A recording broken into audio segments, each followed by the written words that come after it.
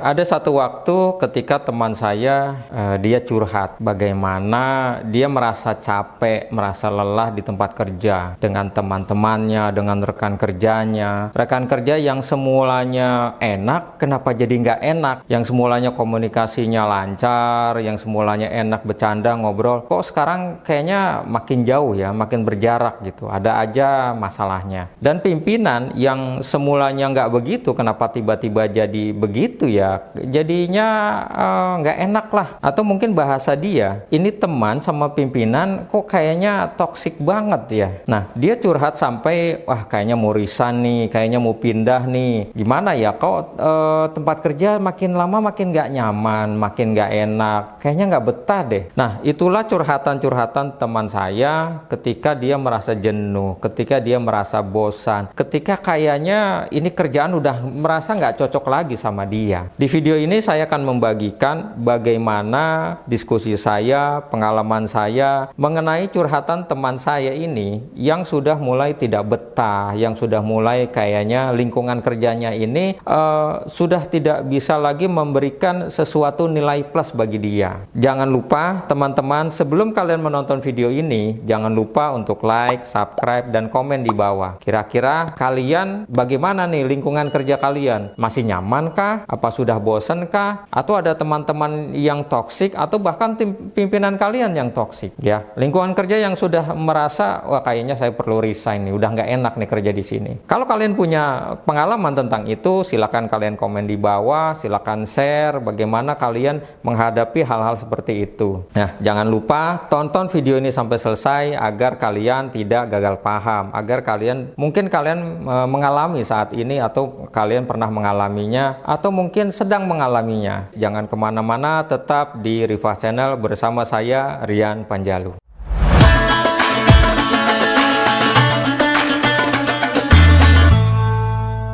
Assalamualaikum warahmatullahi wabarakatuh. Bertemu kembali dengan saya Rian Panjalu di Riva Channel. Di video ini saya akan bercerita sedikit bagaimana curhatan seorang teman yang merasa sudah tidak nyaman, merasa bahwa lingkungan kerjanya ini membuat dia nggak enak kerja, jadi males-malesan, masuk kantor jadi ogah-ogahan, kerja sudah tidak semangat lagi, bahkan pimpinan seperti terlalu banyak tekanan, terlalu banyak tuntutan, maunya aneh-aneh, dan teman kerja seolah-olah kok saling sikut-sikutan, saling menjatuhkan satu sama lain. Tidak seperti yang dulu. Mereka seakan-akan berubah, mereka seakan-akan jauh dari seperti dahulu. Nah, dari obrolan-obrolan itu saya memberikan beberapa masukan. Sebenarnya saya pun sama seperti dia, merasa sudah ada sedikit ketidaknyamanan di dalam lingkungan kerja. Mungkin dengan teman-teman, mungkin dengan pimpinan. Dari cerita-cerita itu terjadilah diskusi. Saya memberikan beberapa masukan kepada dia. Nah, masukan-masukan ini semoga bermanfaat bagi kalian, dan apabila yang saya sampaikan bermanfaat bagi kalian, silakan like dan subscribe.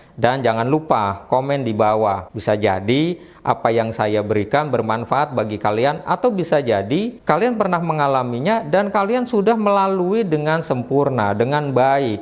Nah, silakan kalian bagikan pengalaman kalian di kolom komentar. Ada beberapa hal yang saya berikan masukan kepada teman saya. Yang pertama adalah yang perlu kita ingat, kita itu di situ kerja. Ya kerja aja. Kita kerja di posisi apapun, ketika kita melakukan tugas kita, ya kerjakan saja sesuai apa yang diperintahkan, sesuai bagaimana tupoksi kita, sesuai bagaimana tugas-tugas yang diberikan oleh pimpinan. Kita kerja ya kerja aja. Karena apa? Kita kerja itu cari duit. Kita kerja sehari, 2 hari, seminggu, 2 minggu, sampai sebulan mendapatkan gaji yang sudah disepakati. Itulah tujuan kita. Tujuan utama kita kerja cari duit, bukan cari teman, apalagi cari keluarga. Ada beberapa orang yang mengatakan kepada saya, di lingkungan kerja itu sudah seperti keluarga, yaitu hanya kiasan saja. Kiasan ketika tidak jadi masalah, ketika kita tidak ada masalah, ketika di lingkungan kerja baik-baik saja, ketika tidak sikut-sikutan. Tapi ketika ada sikut-sikutan, ada yang tukang kompor, ada yang tukang kipas, ada juga ya mungkin sedikit bahasanya agak kasar, ada cepu di situ, atau ada mata-mata yang selalu memberikan masukan masukan-masukan negatif kepada pimpinan, apa iya itu yang namanya keluarga? Jadi perlu diingat, kita kerja, ya kerja aja. Kita kerja di situ, melakukan tugas kita, tiap bulan dapat gaji, selesai. Kita fokus di situ saja. Bahwa apapun posisi kita, apapun jabatan kita kerja untuk cari duit. Lakukan saja tugas kalian. Bukan fokus kita kerja cari teman, tapi cari duit. Yang kedua, ketika kalian mendapatkan lingkungan kerja yang ya menurut kita sudah tidak nyaman, sudah tidak enak, mau nggak mau kita harus bisa bertahan. Apapun kondisinya, apapun hal yang terjadi, bertahanlah selama apa yang ditugaskan oleh pimpinan, apa yang menjadi tanggung jawab kita, tupoksi kita, itu kita kerjakan dengan baik. Dan ingat, dalam bekerja, dalam menyelesaikan tugas-tugas, kita lakukan sesuai instruksi, sesuai jadwal. Ya karena kita fokusnya apa? Kita di situ kerja, cari duit, dan kita bertahan. Apakah lingkungan itu makin baik atau tidak, kita tidak tahu ke depannya, tapi ya kalian cukup bertahan saja. Lakukan saja apa tugas kalian. Bagaimanapun kondisinya, tetap fokus sama kerjaan kalian. Bertahan dulu. Karena teman-teman yang perlu diingat, ini adalah poin ketiga. Apapun yang kita kerjakan, kita harus bertanggung jawab terhadap apa yang kita laksanakan. Jadi, kalau tadi poin pertama, kita kerja cari duit, bukan cari teman, apalagi cari keluarga. Yang kedua, kita harus bertahan di situ. Selagi kita tidak mempunyai jalan keluar, selagi kita tidak mempunyai hal yang lain bisa kita pertahankan di situ, maka kita bertahan. Bagaimana caranya? Kita lakukan tugas-tugas kita lakukan hal-hal yang bisa kita lakukan sesuai instruksi dengan baik. Apalagi ketika di lingkungan kerja ada orang-orang yang toksik, ada orang-orang yang sikut-sikutan, orang yang tidak suka dengan kita, tentunya dia akan mencari celah-celah untuk menjatuhkan kita, untuk menjelekkan kita, untuk menggosipkan kita, untuk berikan masukan-masukan kepada pimpinan tentang yang buruk-buruk tentang kita. Tapi ketika kita bertanggung jawab terhadap pekerjaan kita menyelesaikan tugas-tugas kita, tentu orang akan sulit mencari celah-celah itu. Ketika kalian sudah melakukan itu semua, tapi kalian sudah tidak tahan, mungkin ini adalah poin yang terakhir, poin keempat. Kalian harus mulai mencari hal yang lain, mencari batu loncatan yang lain. Jangan kalian sampai ketika kalian sudah mulai jenuh, sudah mulai bosan, sudah mulai capek dengan lingkungan kerja, dengan teman-teman yang ya bisa dikatakan yang toksik lah, yang cari muka lah, atau bahkan pimpinan yang tidak bisa mengayomi anak buahnya, hanya bisa menyalahkan, pimpinan yang hanya bisa mengerjakan tugas tanpa melihat itu hari libur, pimpinan yang tidak memperhatikan bagaimana kesehatan anak buah, bagaimana bawahan, pimpinan yang tidak menghargai pendapat-pendapat dari kita selaku bawahannya. Kalau kalian sudah tidak bisa tahan lagi dengan itu, dan sebelum kalian meninggalkan pekerjaan itu, atau sebelum kalian resign, kalian harus pahami, jangan sampai kalian keluar, kalian jadi pengangguran. Ya, bertahan. Tadi di poin yang ketiga, kalian harus bertahan sambil mencari hal yang lain yang bisa menjadikan pengganti untuk kalian sebagai mata pencarian. Ya, untuk saat ini tentu sangat banyak. Kita sudah tahu bahwa di tahun 2023 ini hal-hal yang mengenai online itu sangat luas pasarnya. Mungkin kalian bisa menjadi afiliator, mungkin kalian bisa menjadi selebgram atau apapun. Mungkin menjadi konten kreator, kalian bisa seperti itu. Atau kalian bisa mencari hal-hal yang lain yang lebih positif dengan cara-cara yang baik, yang bisa menghasilkan. Tentunya ketika kalian memutuskan untuk resign, untuk keluar dari satu pekerjaan, kalian harus tahu bahwa kalian punya sesuatu hal yang lain yang bisa kalian jadikan sebagai mata pencarian. Jangan, kalau bahasa saya, jangan kalian mati konyol. Karena apa? Di belakang kalian ini mungkin ada istri, ada anak, mungkin ada keluarga, ada orang tua yang kalian biayai, biaya sekolah anak, bagaimana uang belanja. Bisa jadi kalian yang masih mengontrak, ya mungkin cicilan-cicilan itu perlu kalian lunasi, perlu kalian bayar. Jangan sampai ketika kalian keluar dari pekerjaan yang sekarang, itu malah kalian melakukan bisa dikatakan bunuh diri ya, dalam tanda kutip. Artinya kalian keluar tanpa mempunyai kegiatan cadangan, pemasukan cadangan.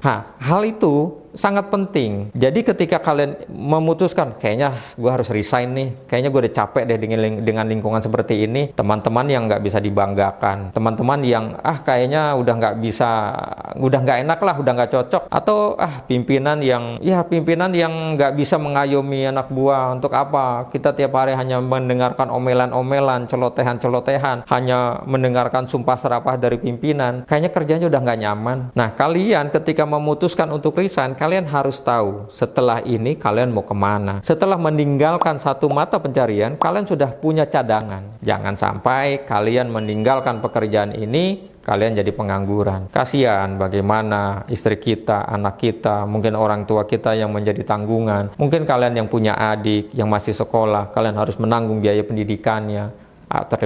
Terlebih lagi kalian yang masih punya cicilan-cicilan, tentunya itu harus difikirkan. Jangan sampai meninggalkan pekerjaan ya jadi pengangguran. Oke, kalian punya tabungan. Sampai berapa lama kalian bertahan dengan tabungan itu? Itulah beberapa hal yang jadi pengalaman saya, beberapa hal yang saya berikan kepada teman saya dan sedikit banyak sedang saya lakukan. Tentunya di lingkungan pekerjaan pasti ada saja orang-orang yang kalau bahasa kita itu racun ya, toksik lah. Kadang dia mencari muka di depan pimpinan, kadang dia mencari celah untuk menyalahkan orang lain, seolah-olah ini adalah salah orang lain. Padahal ya kalau kita mau lihat, toh kerjaan dia pun banyak yang terbengkalai. Teman-teman, sebelum kalian memutuskan itu, cobalah kalian berdamai dengan lingkungan kerja dulu. Kira-kira lingkungan kerja ini bisa nggak dikondisikan? Kalian bisa nggak mengimbangi itu? Coba lakukan komunikasi dengan teman-teman di kantor, ya. Coba lakukan pendekatan dengan si A, si B, yang sedikit banyak dia menjadi bisa dikatakan batu sandungan, bisa dikatakan menjadi toksik di situ. Atau kalian lakukan komunikasi dengan pimpinan, melakukan pendekatan dengan tidak ya tanda kutip mencari muka ya. Artinya dengan kalian memahami bagaimana sih pola seorang pimpinan, bagaimana seseorang menjadi pimpinan, bagaimana dia cara memimpin dia, mungkin kalian bisa tahu ketika dia sudah dekat, oh ini pengalaman dia, oh ini seperti ini ya. Mungkin dengan komunikasi itu kalian bisa mendapatkan sesuatu, kenapa sih pimpinan saya begini, kenapa sih teman saya begini. Bisa jadi teman yang toksik itu dia adalah sebagai pelampiasan di rumah. Bisa jadi seorang pimpinan, dia gaya pemimpin itu gaya pemimpin kita atau atasan kita meniru orang yang pernah menjadi atasannya. Bisa jadi seperti itu. Atau dia mungkin mendapat masukan-masukan dari temannya, kamu jadi pemimpin jangan begini, jadi ketua jangan seperti ini, ya kamu harus begini. Jadi sedikit banyak dia malah mengikuti orang lain yang dia terapkan belum tentu sesuai dengan lingkungan kerja dia. Itulah teman-teman sedikit banyak diskusi saya dengan teman saya yang sudah mulai jenuh, sudah mulai bosan. Ya tentunya pekerjaannya dia bukan setahun 2 tahun, dia sudah cukup lama di situ. Yang lingkungan kerja tadinya enak, ya bisa dikatakan kayak keluarga, tapi kok sekarang sudah hilang. Teman-teman, semoga apa yang saya sampaikan, pengalaman ini berguna bagi kalian. Bagaimana sih kalian menghadapi lingkungan kerja yang toksik? Bagaimana kalian menghadapi pimpinan di dalam kerja kalian, di dalam kantor kalian yang bisa dikatakan mungkin bagi kita nggak cocok. Ini dengan pimpinan ini nggak cocok nih saya nih. Entah bagian apa, ya mungkin atasan langsung kalian merasa tidak cocok. Atau kalian mendapatkan teman-teman di lingkungan kerja saling sikut, saling menjatuhkan, saling menjelekkan, ya prestasi kita diakui oleh dia. Nah, apabila kalian mendapatkan pengalaman-pengalaman itu, silakan kalian komen di bawah. Siapa tahu ada orang yang membacanya dan itu berguna bagi kita semua. Dan apabila kalian suka dengan video ini, silakan like dan subscribe-nya. Ya, semoga dengan like dan subscribe itu saya menjadi lebih semangat untuk membagikan pengalaman-pengalaman saya, pengalaman orang-orang yang pernah berdiskusi, berinteraksi dengan saya. Dan jangan lupa teman-teman, apapun yang kita lakukan, apapun keputusan kita, apabila kita ingin meninggalkan pekerjaan kita, jangan langsung meninggalkan. Kita jangan pernah lupa bahwa kita selalu melibatkan Allah Subhanahu wa Ta'ala. Makanya di dalam video saya yang sebelumnya, kalian mungkin perlu nonton ya, bagaimana fase ujian dan cobaan orang-orang, setiap manusia. Ya, di video yang ini kalian perlu menonton. Salah satu ujian atau cobaan yang akan kita hadapi adalah tentang pekerjaan. Video yang ini kalian bisa tonton bagaimana sih kita kita melewati fase-fase dalam kehidupan, bagaimana ujian, bagaimana cobaan yang akan kita hadapi. Salah satunya adalah cobaan dalam pekerjaan. Nah, apabila kalian